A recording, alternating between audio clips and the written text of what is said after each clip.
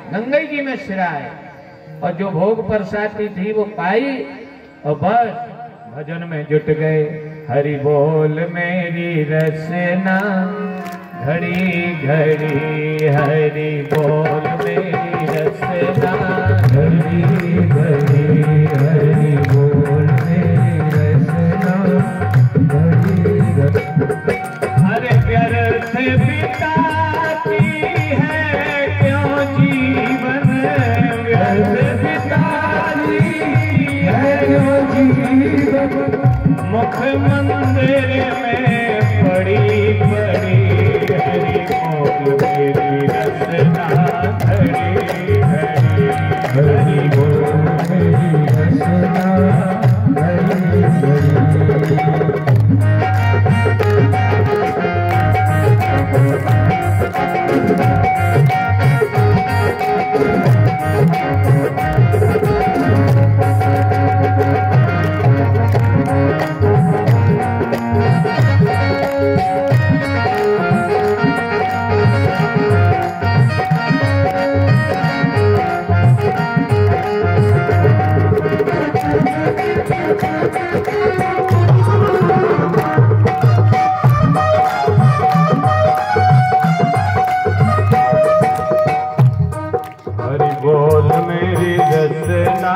घड़ी घड़ी, हरि बोल मेरी रसना घड़ी घड़ी। एक दिन दो दिन प्रतिदिन भगवान ने 4 मोहरें गिराई, लेकिन रैदास चमीटा से पकड़ के गंगा जी में सिराए। तब एक दिन भगवान सपने में आए और बोले, सुनो रैदास, यदि तुम हमारा कहना नहीं मानोगे तो हम तुम्हारे ध्यान में भी नहीं आएंगे। तुम अपना हट छोड़ दो, मेरी जीत होने दो, अर्थात मैं जैसा चाहता हूं वैसा करो। तब जब भगवान ने इतना कहा कि हम फिर तुम्हारे ध्यान में भी नहीं आएंगे, हम ही साधु बन के आए थे, हम ही ने पारसमणि दी थी तो तुमने वो नहीं ली, हम ही रोज 4 मोहरें दे रहे हैं तुम्हें तो तुम वो भी फेंक आते हो, क्यों अपनी हट ठाने हो, तुम ही क्यों जीतना चाहते हो, मेरी जीत होने दो, अर्थात मैं जैसा चाहता हूं वैसा होने दो। तब रैदास ने भगवान की बात मान लई बात नई, ठौर ले बनाए चाहे, संत ने बसाए हरि मंदिर चिनायो है। अब 4 मोहरें रविदास जी लेने लगे रोज। अब बताओ 4 मोहरें, एक मोहर 1 ही तोला की मान लो भाई साहब, तो 1 लाख की तो वैसे ही हो गई आज के रेट में, और 4 मिलती थी रोज टन में, तो 4 लाख तो हो गए। अब 4 लाख रुपया प्रतिदिन की आमदनी जिसके यहाँ हो उसके वैभव की कोई कमी रहेगी? और फिर खुद के लिए कुछ न रखें, सब साधु संतों की सेवा में लगा दिया, बढ़िया भव्य मंदिर बनवाया, ऐसा भव्य मंदिर बनवाया कि मंदिर की छवि देखते ही बनती थी, पैसों की कोई कमी नहीं। भव्य से भव्य पत्थर मंगवाए गए राजस्थान से, लाल पत्थर, ऐसा सुंदर भव्य मंदिर। मान लई बात नई, ठौर ले बनाए चाहे, संत ने बसाए हरि मंदिर चिनायो है। विविध बितान तान गनो जो प्रमाण होई गई भक्ति पूरी जग जस गायो है। भव्य मंदिर बनवाया, उसमें बड़ी धूमधाम से भगवान की प्राण प्रतिष्ठा कराई, और उसी मंदिर के चारों तरफ संत निवास बनवाए, बढ़िया भोजनालय रसोई बनवाई, और उसमें संतों की सेवा करने वाले स्वयं सेवक और सेवादारों को नियुक्त किया। अब लोग बाग मंदिर में दर्शन करने आए। जल्दी ही प्रसिद्ध हो गया संत रविदास जी के द्वारा निर्मित मंदिर, जल्दी प्रसिद्ध हो गया। अब गंगा जी में स्नान करने जो आए वो विश्वनाथ के दर्शन करें वो साथ ही रविदास ने जो मंदिर बनवाया है लक्ष्मी नारायण का, उस मंदिर में भी दर्शन करें। आपके बीला गांव में भी जो भी यहाँ से निकलते हैं और ये भव्य मंदिर देखते हैं तो अपने आप श्रद्धा से उनका सिर झुक जाता है। और गांव का नाम कोई नहीं जानता, बिल्कुल सच्ची बात बता रहे हैं। एक बार हमारी बीला तिगड्डा पे कथा चल रही थी, उसके पहले हम छतरपुर में थे, तो अग्रवाल जी ने पूछा कि महाराज जी अब इसके बाद कहाँ का कार्यक्रम है? हमने कहा बीला ग्राम का। बोले कहाँ बीला ग्राम? तो हमने कहा साहेगढ़ के आगे। बोले कहाँ? हमने कहा जहाँ वे हनुमान जी खड़े छत पे। अरे हाँ हाँ। बोले महाराज जी वे तो सामूहिक परत पे ले। अब बीला का नाम कोई नहीं जानता, लेकिन हनुमान जी छत पे खड़े हैं। ये सागर से लेके छतरपुर और भोपाल से लेके कानपुर तक के लोग जानते हैं। ये बढ़िया भव्य मंदिर जब देखते होंगे तो श्रद्धा से उनका हृदय भी भर आता होगा। जोरदार तालियां बजाइए भैया जिनने मंदिर बनवाए हैं, जिनने अपनी मेहनत का 5 रुपया 10 रुपया भी पुण्य कार्य में लगाया है। और मंदिर देख के सरजू बाबा जी तो बड़े खुश हो रहे होंगे। आज उन्हीं की समाधि के सामने कथा, एक तरफ यज्ञशाला और एक तरफ भक्तमाल की कथा चल रही है। जहां भी जिस लोक में हो या यहीं विराजे हो तो बड़े आनंदित हो रहे होंगे। बोलो संत भगवान की जय। सज्जनों, विविध वितान तान गनो जो प्रमाण होए गई भक्ति पूरी जग जस गायो है। और दर्शन खुआवे लोग नाना विधि राग भोग। रोग भयो विप्रन को तन सब छायो है। बड़े ही खिलाड़ी भी रहे हैं छान डार करी। घर पे अटारी फेरे तो जन सिखायो है। दर्शन को आवे लोग, जो भी दर्शन करने आए यहाँ लक्ष्मी नारायण मंदिर के, तो नाना विधि राग भोग, उनके लिए नाना प्रकार के मेवा पकवान से तो भोजन कराए जाते।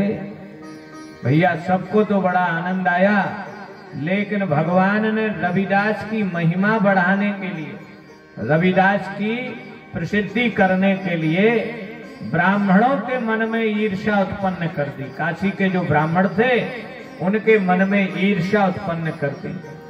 ब्राह्मण करते नहीं थे ईर्ष्या, लेकिन ये भगवान की लीला है। भगवान रविदास की प्रसिद्धि करना चाहते हैं। रविदास का लाभ पूरे संसार को मिले, पूरे भारतवर्ष को मिले, इसलिए ब्राह्मणों ने विरोध कर दिया। काशी नरेश से शिकायत कर दी। बोले महाराज गजब हो गया, हर चीज की एक मर्यादा होती है। मंदिर कौन बनवा सकता है? मंदिर में राग भोग की सेवा कौन कर सकता है? दीक्षा कौन दे सकता है? हे काशी नरेश, आपके राज में चाहे जो दीक्षा देने लगा, चाहे जो चेला बनाने लगा, चाहे जो प्रवचन करने लगा, चाहे जो उपदेश बंद। राजा ने समझा महाराज जी हरो बात क्या है? अरे बात क्या है, कोई दूर देश की बात थोड़े ही है, तुम्हारे ही नगर में ऐसा हो रहा है। सुन लो राजा कान खोल के, ऐसे ही मर्यादाओं का हनन होने लगा तो तुम्हारा काशी का राज सब चौपट हो जाएगा, तुम्हारा भी विनाश हो जाएगा, कोई भयंकर रोग तुम्हें हो जाएगा। काशी राज नरेश पहले तो डर गए, लेकिन कहा महाराज खुल के कहो क्या कहना चाहते। बोले बोले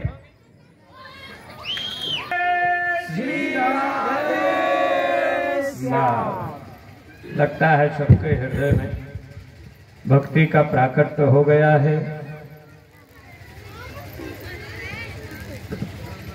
राजा ने कहा महाराज पंडित जी हरो हम कुछ समझ नहीं पा रहे हैं, ब्राह्मणों जरा हमें क्लियर करो। तब ब्राह्मणों ने कहा देखो वो ढोंगी, वो पाखंडी जनेऊ धारण करके, माथे पर त्रिपुंड लगा के, कंठी माला पहन के उपदेशक बन गया है, दीक्षा देना शुरू कर दिया है। जैसे ही उनने रविदास का नाम लिया ब्राह्मणों ने, तो राजा तो चुप हो गए, क्योंकि रविदास के प्रताप को जानते थे वो। लेकिन ये भी ब्राह्मण है, इनकी बात को काट भी नहीं सकते। ये कहें कि देखो हम लोगों ने व्याकरण से वेद वेदांतों का अध्ययन किया है, शास्त्रों का अध्ययन किया है, हम लोग कुछ कहते हैं वो कुछ कहता है, अपने आप को ज्ञानी बताता है, हम लोगों का विरोध करता है। नमक मिर्च मसाला लगा दिया ब्राह्मणों ने। राजा के आगे भरी सभा में श्री रैदास जी को गालियां देते हुए राजा से न्याय की पुकार की, उन पर आरोप लगाया कि वह अपूज्य होकर के भी पूज्य बनता है, यह अन्याय है, इसे रोका जाए, अन्यथा आपका राज्य नष्ट हो जाएगा। तब राजा ने श्री रैदास को बुलवाया तथा उनका भक्ति भाव और चमत्कार देख करके रैदास को मन ही मन नमन किया। अब राज दरबार में राज सिंहासन पर राजा बैठे हैं, रैदास को बुलवाया, ब्राह्मण लोग भी आसनों पर बैठे हैं, सिंहासनों पर। रैदास अपना नीचे जमीन में अपना आसन, कुशा की आसन बिछा के बैठने लगे। तब राजा ने कहा, नहीं नहीं महाराज जी, आप जो भी हैं हमें इससे लेना देना नहीं, लेकिन आप साधु का भेष धरे हैं, साधु भेष धरे हैं, इसलिए आप माननीय हैं, सम्माननीय हैं, पूजनीय हैं, आप भी आसन पर बिठाइए। और जैसे ही रैदास आसन पर बैठने लगे, देखो इसमें ब्राह्मणों का दोष नहीं देना, वो तुम लोग कहो कि अरे जी ब्राह्मण तो खराब होते हैं, ब्राह्मणों का दोष नहीं है, सब भगवान ही करा रहे हैं। भगवान ब्राह्मणों की बुद्धि को फेर चुके हैं, रैदास का प्रभाव बढ़ाना चाहते हैं, ब्राह्मणों को ज्ञान दिलाना चाहते हैं। ब्राह्मणों ने कहा, महाराज देखिए, एक तरफ के सिंहासनों पर हम बैठे और आप एक तरफ के सिंहासन पर इसको बिठा रहे हैं, ये न्याय नहीं है। रैदास बोले, महाराज जी जैसे में इनकी संतुष्टि हो वैसे ही करो, हमें नीचे ही बैठ जाने दो। लेकिन राजा ने कहा, नहीं नहीं, संत भेष पूजनीय होता है और संत के रूप में तो आप यहीं विराजिए। तो दोनों बैठ गए। अब कहा, महाराज जी ये ब्राह्मण शिकायत करते हैं कि आप जो है अपूज्य होकर के पूजनीय बने हैं, आप भक्तों को दीक्षाएं देते हैं, भक्तों को प्रवचन करते हैं, ऊंचे आसन पर बैठ करके उपदेशक बनते हैं, इनको तकलीफ होती है, ऐसी शिकायत इनने की है। तो बोले, महाराज जी हम तो किसी को बुलाने जाते नहीं, किसी के घर बुलौआ देने जाते नहीं। महाराज जी लोग आते हैं, वो हमसे सत्संग करते हैं, हमसे कुछ सुनना चाहते हैं, हम उन्हें सुना देते हैं। महाराज जी ना हमारे मन में ऊंचे बैठने का भाव है, ना हमारे मन में ऊंचे बनने का भाव है, हमारे तो नाम में ही दास लगा है भगवान, हमारे तो नाम में ही दास लगा है। हमको रविदास रविदास कहते हैं, हम तो वैसे ही दास हैं, हम तो वैसे ही छोटे हैं महाराज, हमें बड़े बनने ही नहीं है। अरे हम तो इनके भी दासों के दास हैं। तो ऐसे लौट के ब्राह्मण के चरणों में गिर गए। लेकिन राजा ने कहा, नहीं महाराज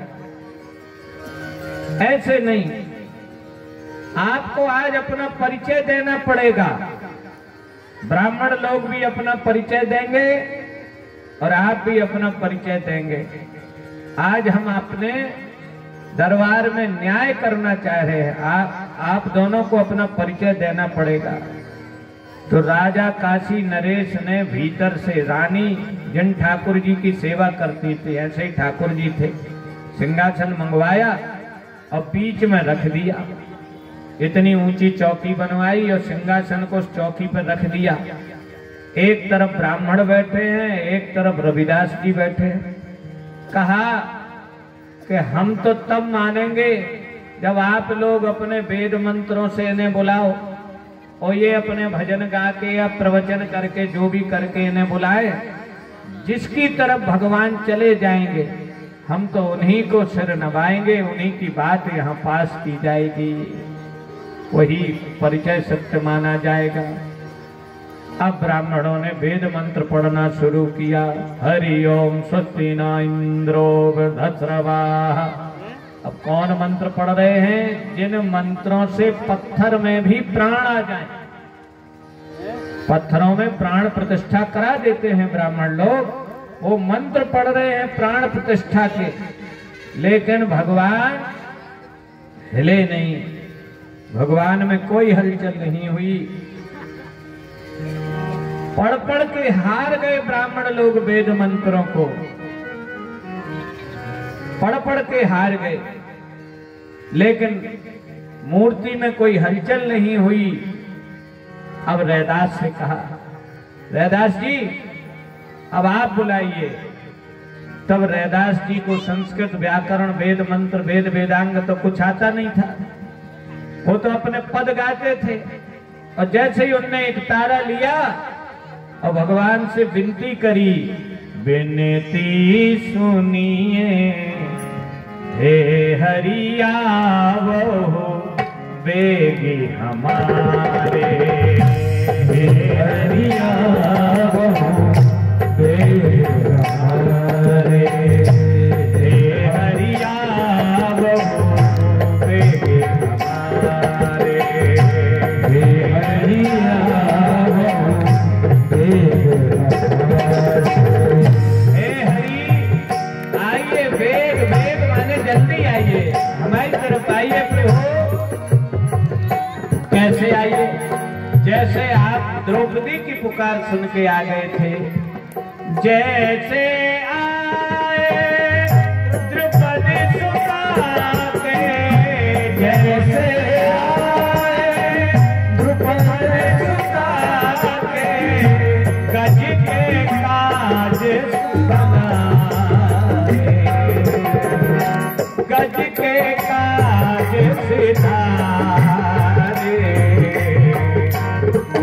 हरिया वो बेगी हमारे, हरिया वो बेगी हमारे, आप बोलिए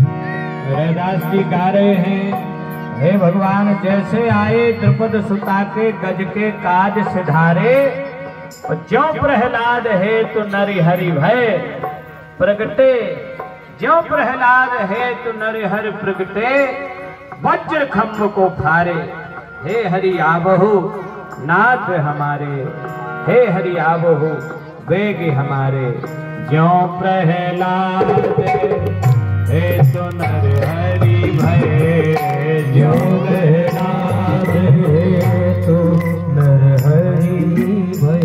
आप सब लोग गाइए तो हमें और अच्छा लगेगा। रैदास का पद है, रैदास की वाणी है, सभी लोग गाइए, अच्छे भाव से गाइए। तो कहो जे अबई उतर के तुम्हारे तरफ धरे,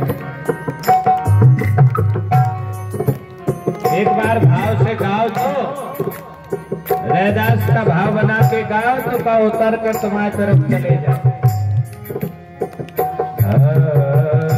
क्यों प्रहलाद हे तू नर हरि भय प्रगटे हम को फारे, पति राखो रैदास भगति की, पति राखो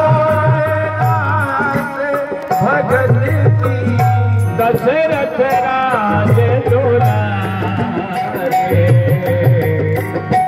हरिया वो बेगी हमारे, हरिया वो बेगी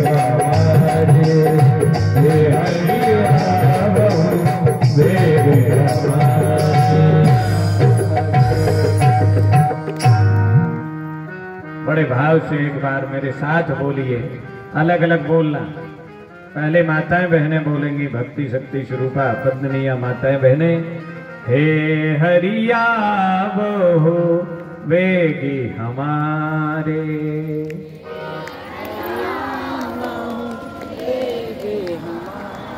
अब आप लोग बुलाइए भगवान को। हे हरिया बहु वेगे हमारे,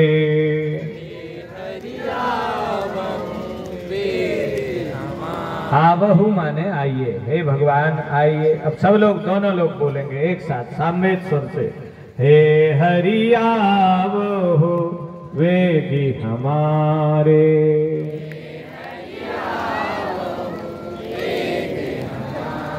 और जैसे ही रविदास जी ने अच्छे भाव से गाया और जैसे ही कहा कि पत राखो रैदास भगत की, दशरथ राज दुलारे, हे हरि आवहु वेग हमारे। सज्जनों, चौकी पे से भगवान उतरे, पीतर की मूर्ति में प्राण आ गए। जैसे हमारे हाथ पांव चलते हैं ऐसे ही पीतर के लड्डू गोपाल, एक हाथ में लड्डू ले घुटनों और एक हाथ के बल भगवान चले और जाके रैदास की गोद में बैठ गए। और जैसे ही बैठ गए तो प्रजा खचा खचा भरी थी, तो राज दरबार इतनी जय जयकार और इतनी तालियां बजने लगी। बोलो संत रविदास की जय। आपने कम बजाई लेकिन ताली भैया सब हनुमान जी के भक्त हैं, खबर कराना पड़ती है। बोलो संत रविदास की। सज्जनों, गोद में जाके भगवान बैठ गए। आज ब्राह्मणों को भी ये पता लग गया कि ना भगवान वेद मंत्रों से, ना शास्त्रों के ज्ञान व्याकरण से, तत्व गीता मीमांसा से, भगवान तो भाव के भूखे हैं। और भाव से जो भगवान को बुलाता है, भगवान उसी की ओर दौड़े चले जाते हैं। और काशी नरेश के दरबार में जब ऐसा चमत्कार हुआ सज्जनों, तब तो फिर ब्राह्मणों ने भी इनकी शरणागति ले ली। शरणागति माने दीक्षा, इनकी दीक्षा ले ली। अनेक राज घरानों ने अपने यहाँ रैदास को बुला करके उपदेश करवाए। और उपदेश क्या देते थे? भजन करो, भजन करो। देखो, भावना में इतनी ताकत होना चाहिए, भक्ति में पूजा में इतनी प्रगाढ़ निष्ठा और भाव ऐसा होना चाहिए कि मूर्ति बोल पड़े, मूर्ति चल पड़े। जैसे जानकी जी, सीता जी जब मंदिर गई थी, भवानी के मंदिर, और सीता जी ने जैसे ही प्रार्थना करी, मनो जाहि राजो मिलहि सोवर, सहज सुंदर सावेरो, करुणा निधान सुजान शील, स्नेह जानत रावेरो। यही भांति गौरी असीस पुण्य पुण्य। आपको आते, सभी को आते होंगे। मूर्ति बोल पड़ी कि मन जाहि राचो मिलहि सोवर। पूजा में इतनी दम होना चाहिए, इतनी निष्ठा, इतना भाव होना चाहिए पूजा करते समय कि मूर्ति बोल पड़े। अब तुम्हारे कथियो महाराज, हमसे तो आज लो मूर्ति नहीं बोली, हमारे तो सोई खूब जल चढ़ाओ, खूब जासन के फूल ढूंढ ढूंढ चढ़ाओ, आज लो माता हमसे नहीं बोली। तो दोनों प्रेम तो होए भीतर, तुमसे तो तुम्हारा पड़ोसी लो नहीं बोलत, तो मूर्ति कहां से बोल पड़े? जेठानी तो बोल नहीं रही तुमसे, देवरानी तो बोल नहीं रही। भीतर उतना प्रेम हो तो मूर्ति भी बोल पड़ेगी। सीता जी जैसा प्रेम हो, रुक्मणी जी जैसा प्रेम हो तो मूर्ति भी बोल पड़ेगी।